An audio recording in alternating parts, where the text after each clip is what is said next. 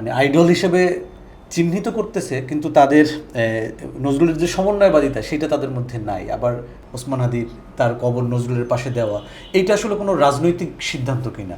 আমি এই আলোচনাগুলো যাব না, তবে একটা কথা বলবো যে যারা নজরুলকে নজরুল তাদের বলে পোট্রে করে, তারা সবসময় নজরুল ব্যবসায়ী।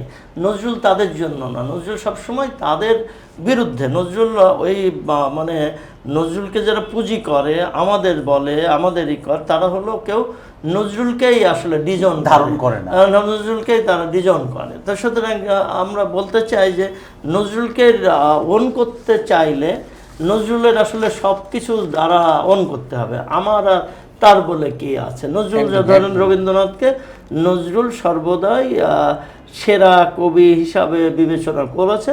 রবীন্দ্রনাথ তাকে যখন নজরুলকে কেউই তেমন গ্রহণ করছে না, রবীন্দ্রনাথ তাকে গ্রহণ করেছেন। অর্থাৎ সাহিত্যকে দেখা, জীবনকে দেখা, দর্শনকে দেখা, মানুষকে দেখা একটি ব্যাপার। আর সেই মানুষের কাউকে পুঁজি করে তার ব্যবহার, সে তো রাজনৈতিক লোককে নিয়েও মানুষ করে না।